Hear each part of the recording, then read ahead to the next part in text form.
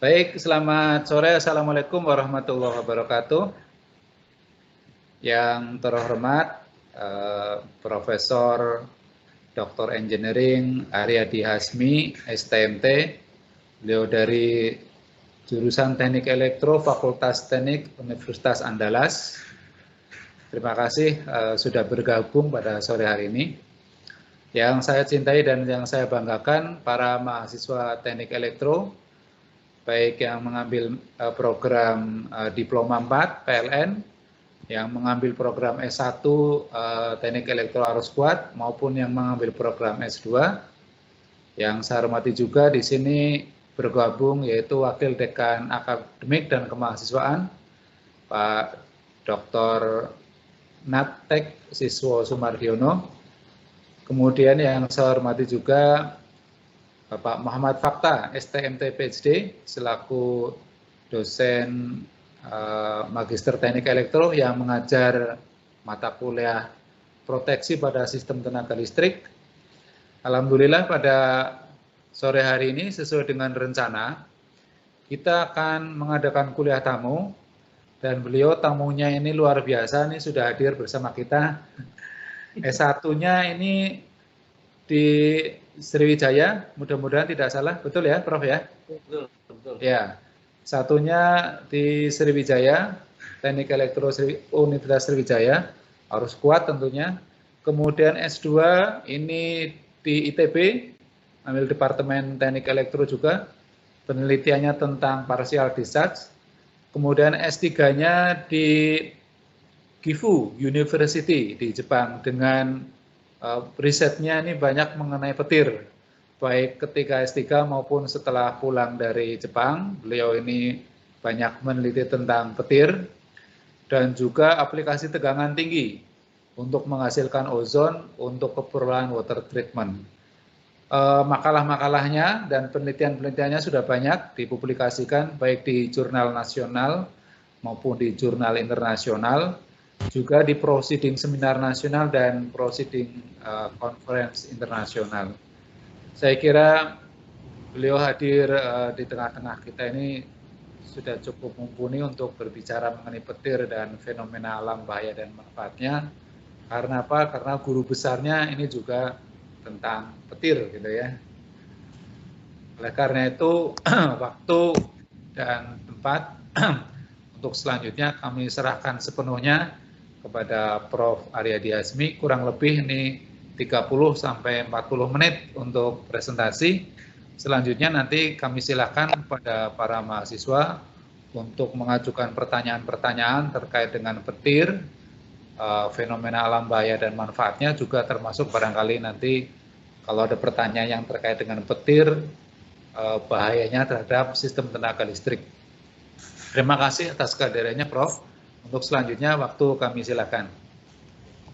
Baik, terima kasih Pak Sakur atas diberi kepercayaan untuk menyampaikan materi kuliah mengenai petir, fenomena alam, bahaya dan manfaatnya. Nah, jadi untuk memahami fenomena petir ini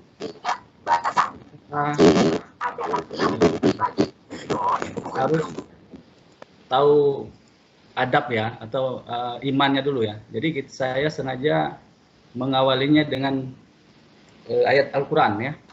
Ya. Jadi di sini di dalam Ar-Rum itu dinyatakan bahwa dan di antara tanda-tanda kekuasaannya, dia memperlihatkan kepadamu kilat untuk menimbulkan ketakutan dan harapan. Dan dia menurunkan air hujan dan langit. Jadi makna ketakutan dan harapan ini yang harus kita eksplorasi ya. Apa yang dimaksud ketakutan? Mengapa petir itu bisa menimbulkan ketakutan dan sekaligus harapan? Ya. Nah itu yang harus kita ketahui dulu. Jadi imannya dulu kita tanamkan ya. Maaf ini kalau yang bukan beragama Islam ya. Jadi saya ingin menyampaikan dari sisi imannya ya dalam Islam, bahwa kita iman dulu ditanamkan, baru kemudian ilmu ya. Nah jadi petir ini adalah merupakan salah satu tanda-tanda kekuasaan. Ya. Nah, kemudian yang paling penting juga surat Ar-Ra'd 12:13 itu Allah melepaskan halilintar atau petir lalu menimpakan kepada siapa yang Allah kehendaki dan seterusnya. Nah, jadi petir ini dia menyambar itu bukan kemauannya sendiri, ya, bukan karena hujan, bukan karena apa, ya. Karena memang ada yang mengarahkannya. Adapun misalnya faktor-faktor yang kita analisis, ya, itu secara ilmu baru kita kaji, ya. Tetapi secara iman memang seperti itu, ada yang menggerakkannya. Bahkan kita tahu bahwa ada malaikat yang mengatur hujan, rezeki dan segala macam, termasuk petir ini juga, ya. Jadi ini yang harus kita tanamkan dulu. Nah, ini adalah salah satu contoh petir, ya.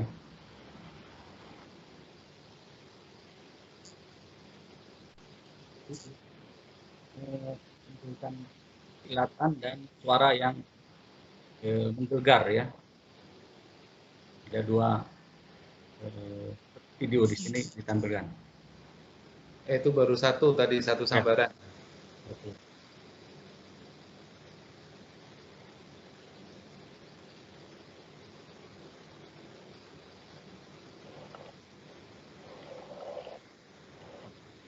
Nah, yang di sini ya, di sini apa kita tunggu dulu. Sudah? Oke. Ya, coba. Oh ya, di sana tadi.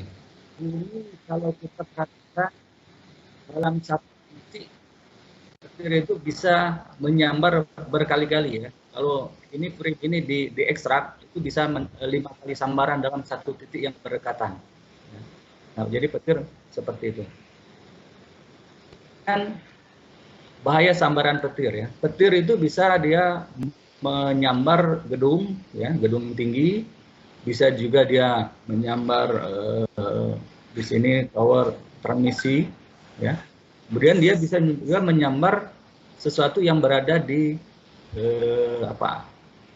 awan, ya, seperti pesawat, ya. Ya. Nah, ini. Nah, ini jadi apapun objek yang berada di antara awan dan bumi itu rawan tersambar oleh petir. Nah, kalau kita baca literatur, ya, bagaimana proses terbentuknya petir itu sendiri, itu diawali dengan misalnya panas yang terik itu menyebabkan uap air menguap, ya. Kemudian uap itu berubah jadi abdrab ke atas, ya, kemudian ke awan, dan pada ketinggian tertentu, ya, dari temperaturnya dari hangat ke dingin sampai membeku, ya, 0 sampai -20. Nah, yang paling atas. Ya, sehingga setelah terjadi pemisahan muatan, ya, jadi ada proses elektrifikasi di sini.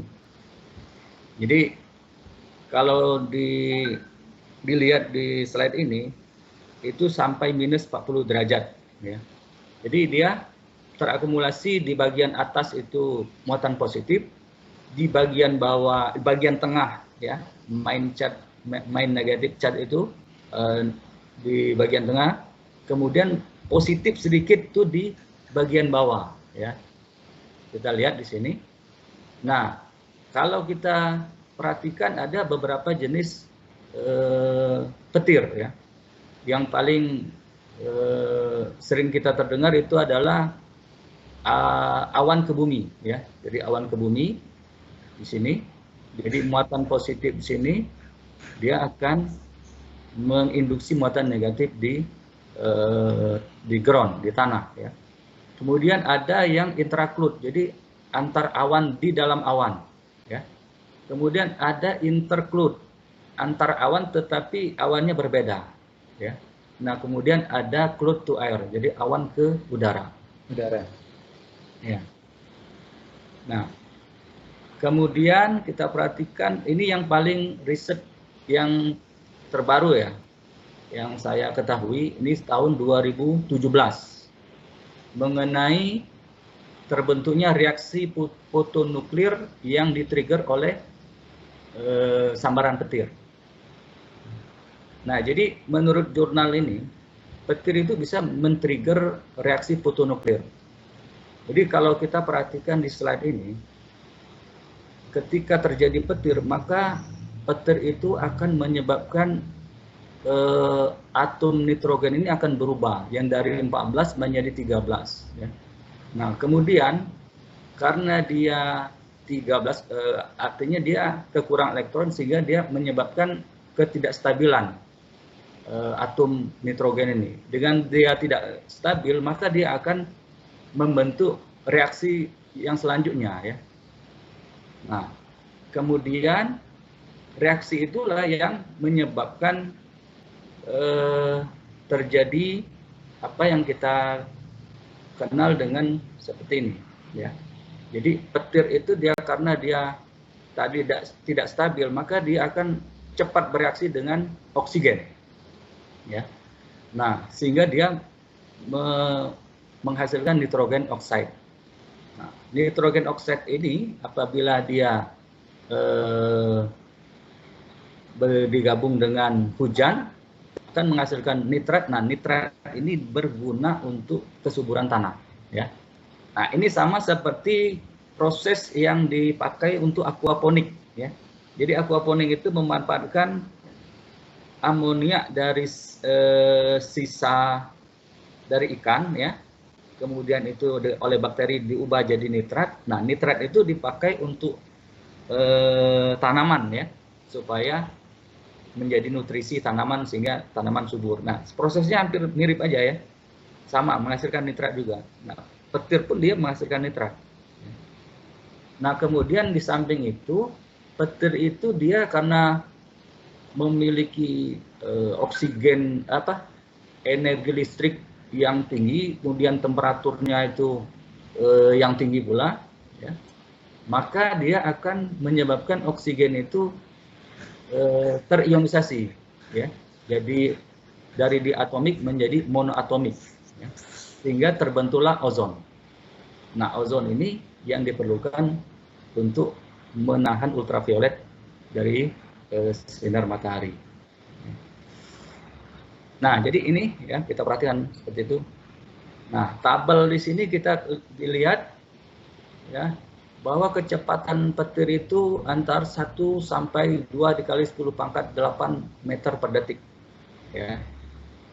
Kemudian suara yang dihasilkannya itu 1 sampai 3,6 megajoule energi suaranya, ya. Kemudian temperatur yang dihasilkannya itu antara 25 sampai 30.000 derajat Celcius. Arus puncak yang tertinggi 30 kA. Kemudian medan listrik bisa mencapai 500 kV per meter. Energi listrik tetapi sangat singkat, itu bisa mencapai 10.000 megajoule.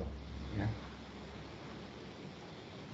Ini adalah penelitian yang dilakukan. Jadi ini adalah sambaran tunggal, ya, sambaran tunggal. Kemudian yang di sini adalah multiple sambaran, jadi sambaran banyak, ya. Jadi kalau kita lihat di sini, ini bisa sampai 5 sambaran dalam waktu yang hampir bersamaan, ya. Nah, yang diteliti biasanya berapa jarak sambaran ini? Biasanya waktu, karena waktu itu bisa kita mengetahui jarak, ya. Dari waktu kita bisa menentukan jarak. Nah, kemudian ini adalah stasiun petir Unan, ya. Jadi petir itu bisa dideteksi, bisa dengan menggunakan, pertama itu adalah video, ya, yang video nih. Kemudian karena dia optik, ya, bisa kita rekam. Kemudian karena dia mengeluarkan suara, bisa kita rekam pula dengan mikrofon. Kemudian karena dia mengenerate elektromagnetik, bisa kita rekam juga, ya, dengan medan listrik, antena medan listrik dan antena medan magnet. Nah, berdasarkan studi yang dilakukan di Padang, ya. Jadi ini dilakukan di Padang, walaupun di sini mewakili Indonesia. Ini adalah perbandingan dengan karakteristik petir positif di daerah lain, di negara lain ya. Nah, jadi kalau kita lihat di sini bahwa untuk petir positif itu rasio sambaran tunggalnya itu mencapai 81,8% ya. Bahkan ada yang 96% di Amerika. Kemudian untuk jumlah sambaran per kilat ya. Jadi kilat itu dia menghasilkan beberapa sambaran ya.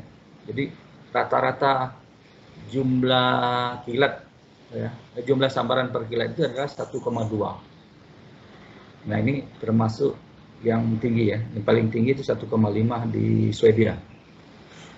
Nah, kemudian jarak interval antar sambaran itu antara 16 sampai 458 milisecond. Ya. Nah, relatif hampir sama dibanding dengan di daerah lain. Ini dilakukan di Padang menggunakan alat yang kita install tadi ya. Kemudian ini adalah karakteristik petir negatif. Nah, kita bandingkan juga dengan negara tetangga, Malaysia, Sri Lanka, kemudian daerah Amerika, Brazil, Eropa, dan Jepang. Ya. Jadi kalau untuk petir negatif itu dia menghasilkan banyak sambaran. Jadi rata-rata itu 5,2. Dengan maksimum jumlah sambarannya adalah 18. Nah, hampir sama dibanding dengan daerah lain. Kemudian antar sambaran petir negatif ya. Jadi kalau di sini dilihat bahwa rata-rata antar sambaran itu 55,34 milisecond ya. Kemudian yang tertinggi itu adalah di Jepang ya.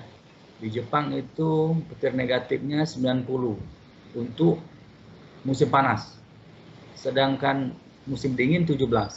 Nah, inilah bedanya kalau tropis dengan subtropis. Kalau tropis itu ya enggak ada perbedaan yang mencolok ya antar musim. Beda dengan yang subtropis, dia ada summer musim panas dan ada winter musim dingin, sehingga menghasilkan meteorologi yang berbeda, sehingga karakteristik petirnya pun berbeda.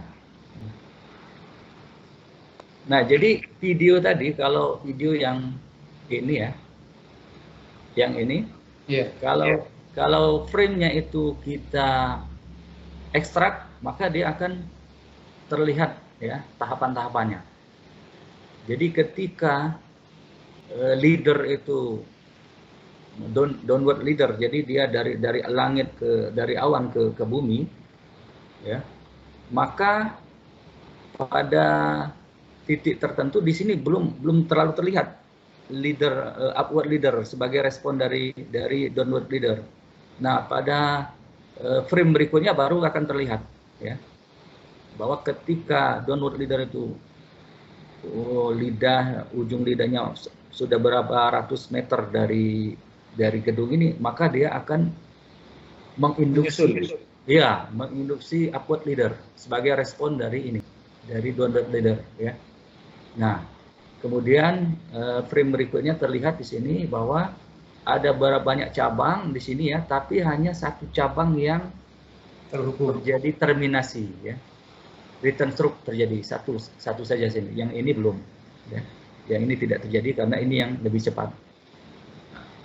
Biasanya petir karakteristiknya seperti itu, jadi dia menimbulkan banyak sekali cabang-cabang leadernya ya, tetapi umumnya hanya beberapa saja yang terjadi terminasi ya, terminasi antara upward leader dan downward leader yang kita kenal dengan petir atau return stroke. Nah, ini dari optiknya ya kalau kita perhatikan ya. Nah, adapun dari sisi sinyal elektromagnetiknya, bahwa ketika downward leader itu bergerak dari awan, maka dia sebenarnya yang terjadi diklasifikasikan sebagai initial breakdown atau primary breakdown ya. Sini ini bentuknya. Kemudian dia bergerak ke tanah ke bawah ya, yang dikategorikan sebagai step leader. dan yang terakhir adalah return stroke. Ini di mana terjadi pertemuan antara downward leader dan upward leader.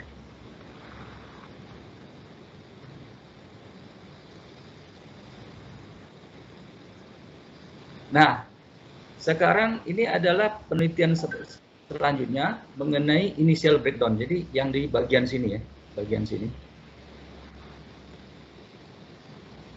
Jadi sama lokasinya di Padang dibandingkan dengan dibandingkan dengan daerah tropis dan subtropis di sini ya. Jadi ada beberapa parameter yang dibandingkan ya. Di antaranya itu adalah durasi pulsa, durasi antar pulsa, durasi deretan pulsa, kemudian jarak antara initial breakdown dan return stroke-nya, kemudian jumlah dari pulsa per deretan, kemudian rasio amplitudo dari initial breakdown atau PB tadi terhadap amplitudo dari return stroke-nya. Nah, ini menghasilkan kalau durasi ini tadi ya, ini yang dimaksud tadi, durasi initial breakdown-nya itu adalah sekitar 39,40 ya. Nah, itu dibandingkan di tempat lain, negara lain itu menghasilkan yang berbeda pula. Ya, ini secara statistik saja ya. Banyak hampir yang mustahil yang sama ya, tapi karakteristiknya hampir mendekati ya. Nah, yang menarik di initial breakdown ini pada mekanisme ya, apa yang menyebabkan petir itu mulai, bagaimana inisiasi awal daripada petir terjadi. Nah, ini yang menarik.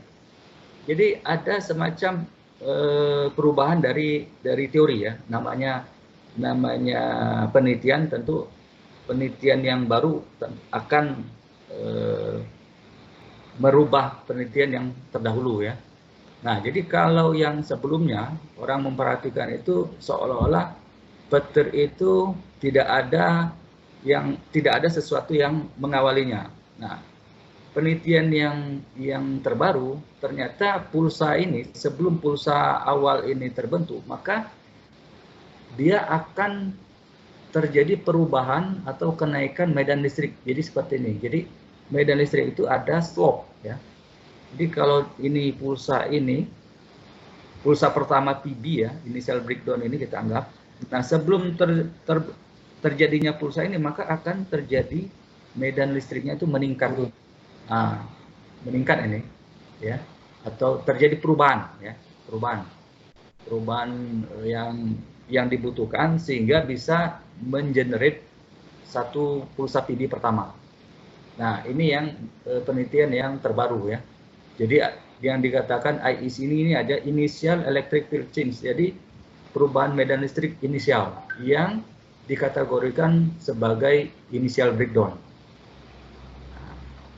Ini yang paling terbaru yang menarik, bahwa petir itu bukan tiba-tiba ya, tapi kalau kita amati dengan peralatan yang memadai, kita akan tahu bahwa ada sesuatu yang mengawalinya ya.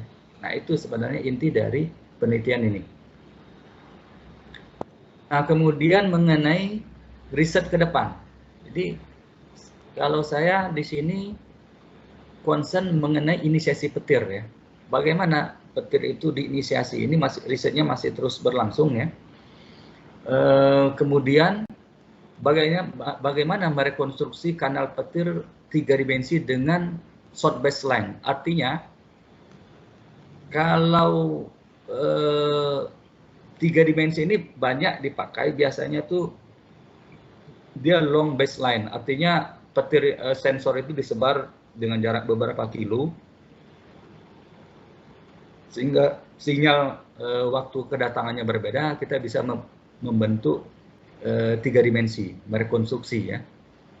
Nah, riset saya itu bagaimana dengan satu stasiun saja dengan menggunakan short baseline kita bisa merekonstruksi tiga dimensi ya. Nah, ini bisa dilakukan dengan 3 dimensi akustik. Jadi kita pakai mikrofon, ya. Kemudian bisa juga menggunakan PHF, ya. Jadi antenanya ya very high frequency. Nah, dengan metode ini atau dengan alat ini kita bisa memakai short baseline, sehingga hanya butuh satu stasiun saja, ya. Kita bisa merekonstruksi bagaimana petir itu awalnya terbentuk. Ya. Nah, ini adalah peralatan yang ada di stasiun petir di Universitas Andalas, ya. Jadi ini terdiri dari PHF ini, ya, sensor frekuensi tinggi. Kemudian sini ada kamera, ada mikrofon, dan ada antena medan listrik serta antena medan magnet, ya. Nah, kemudian ada electric field mill. Ini jadi sensor-sensor tadi konfigurasinya adalah seperti ini. Jadi dia disatukan ke komputer semua, ya. Jadi komputer ini akan mengontrol dan merekam kerja daripada alat-alat tersebut, ya. Jadi petir itu dia bisa menimbulkan akustik, ya, dengan kita rekam dengan video kamera, kemudian dia menghasilkan sinyal akustik, kita rekam dengan mikrofon, dia menghasilkan listrik, kita rekam pula dengan menggunakan sensor medan listrik. Nah, terakhir dia menghasilkan magnetik, ya, kita rekam dengan loop antena. Ini adalah salah satu sampel, ya, contoh ketika petir terjadi maka dia menimbulkan suara. Nah, ini sinyal akustik yang ditimbulkan oleh petir, ya. Nah, dengan kita mengolah sinyal ini, ya, keempat ini, kita akan bisa merekonstruksi bagaimana kanal petir itu terbentuk, ya. Jadi seperti ini, ya.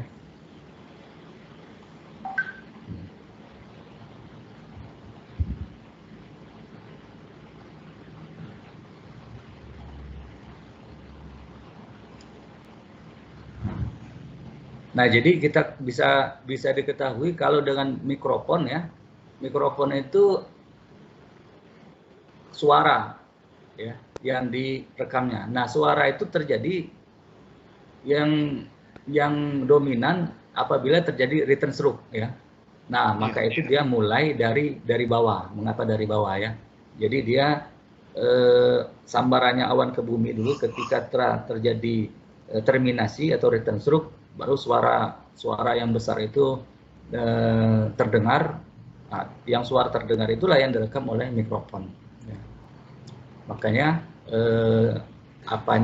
leadernya itu dari bawah, ya.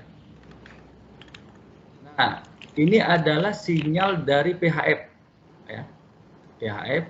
Jadi konfigurasinya seperti ini, ya. Jadi ada 3 antena tadi. Nah, dengan 3 antena kita bisa mendapatkan sudut dari elevasi dan azimut, ya. Sudut elevasi dan azimut. Kemudian antena yang keempatnya kita bisa mendapatkan 3 dimensi daripada sinar radiasi petir tersebut. Nah, kita sekarang kalau fenomenanya sudah, ini alat deteksinya, ya. Alat deteksinya sudah disampaikan tadi. Jadi electric field mill-nya seperti ini, ya, yang paling kanan. Nah, electric mill ini ada motor stator yang bergerak terus, ya, ini, ya. Kemudian ini ada ground, ya. Bentuk fisiknya adalah seperti ini. Jadi perubahan medan listrik yang di awan, ya, itu di sensing, ya, oleh perubahan daripada motor yang bergerak ini. Nah, biasanya penempatannya ada beberapa cara. Pertama, dia bisa diletakkan sejajar dengan ground atau tanah ya untuk mengukur medan listrik dari atmosfer ini. Kemudian dia bisa juga diletakkan di atap gedung ya. Tapi yang paling aman yang saya pakai yang seperti ini ya. Dia motornya itu dibalik ya, dibalik. Jadi dia mengarahnya ke bumi bukan ke awan ya.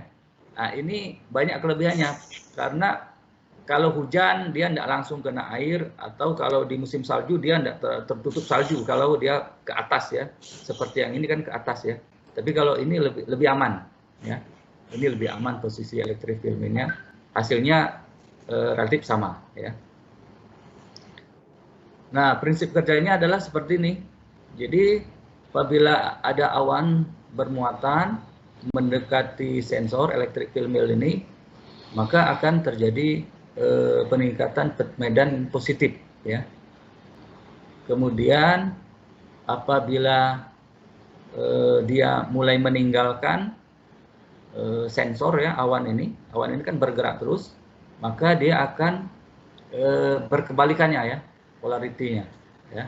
Nah, dan terakhir apabila dia meninggalkan, maka dia akan naik ke atas lagi. Nah, seperti itu dia ya. Nah, kemudian ini adalah kalau terjadi petir, maka terjadi di sini ada pulsa ya. Ini adalah kalau seperti ini dia pulsanya kecil, maka ini petir jauh ya. Kalau dia pulsanya tinggi besar ya, maka ini disebut dengan petir dekat. Nah, selain itu kita bisa juga mengecek perubahan medan listrik itu atau perubahan cuaca ya, bisa dianggap seperti itu, melalui online ya. Saya biasa menggunakan weather application. AccuWeather.com. Nah, ini kita lihat satelitnya sehingga kita bisa melihat bagaimana distribusi daripada awan ya. Nah, ini ada korelasinya dengan medan listrik yang dihasilkan oleh electric field mill tadi ya. Jadi kalau kita lihat di sini nih tanggal 1 April 2017 ya. Nah, apabila panah ini kita expand, maka akan terlihat seperti ini nih. Ini adalah terjadinya sambaran petir ya. Sambaran petir baik itu awan ke awan maupun awan ke bumi. Nah, tapi sayangnya kalau dengan electric field mill ini kita tidak bisa membedakan ini petir awan ke awan atau awan ke bumi, ini positif atau negatif. Nah, ini tidak bisa membedakannya.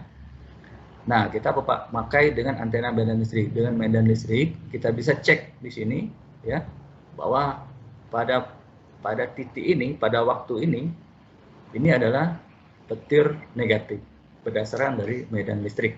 Ya. Nah, kemudian yang berikutnya adalah medan magnet, antena loop medan magnet ya. Jadi ketika petir itu menyambar ya ke suatu objek, maka dia akan radiasinya akan bergerak ya, akan propagasi medan elektromagnetiknya akan seperti ini ya. Jadi magnet dia akan horizontal bergerak ya. Nah, pergerakan radiasi magnet inilah yang akan dibaca oleh medan antena ini, antena medan magnet ya. Jadi kalau tanpa atas seperti ini, jadi sensor ini tanpa atasnya adalah seperti ini ya. Jadi ini bisa mewakili kutub utara selatan dan barat timur. Ya. Kemudian dengan perbedaan sinyal ya, sinyal utara selatan dan sinyal barat timur, maka kita akan mendapatkan satu besaran sudut ya untuk menentukan sudut azimut ya. Nah, dengan perbedaan dengan mengetahui sudut, maka kita akan mengetahui arah dari mana petir itu terjadi. Nah, yang terakhir itu adalah antena medan listrik. Medan listrik itu bisa whip antena ya, ini vertikal. Kemudian bisa kita pakai plat ya, plat antena. Jadi ini adalah sensornya ya. Kemudian yang di bagian bawah itu adalah ground.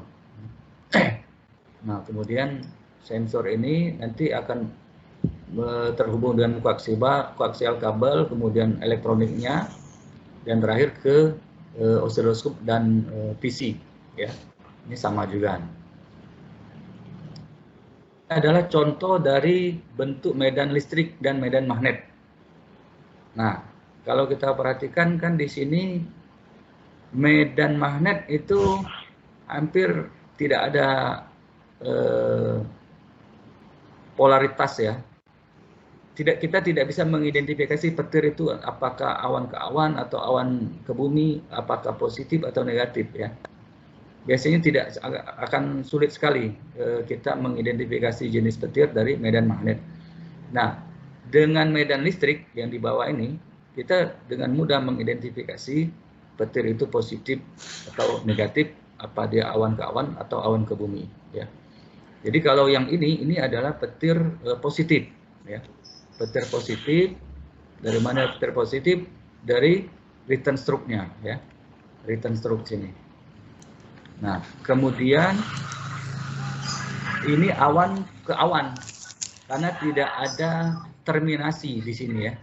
Kalau ini kan ada terminasi, jadi dia seolah garis lurus. Kalau ini tidak ada terminasinya kalau awan ke awan karena tidak ada hubungan antara awan dan bumi, tidak ada. Kiri dari awan ke awan dia tidak ada terminasinya ya. Jadi seperti ini. Nah, ringkasan dari kuliah ini ya adalah bahwa petir itu adalah fenomena alam yang biasa terjadi pada saat turun hujan di langit yang memunculkan kilatan, kemudian disertai dengan suara guru ya. Kemudian petir juga bisa menimbulkan radiasi elektromagnetik ya.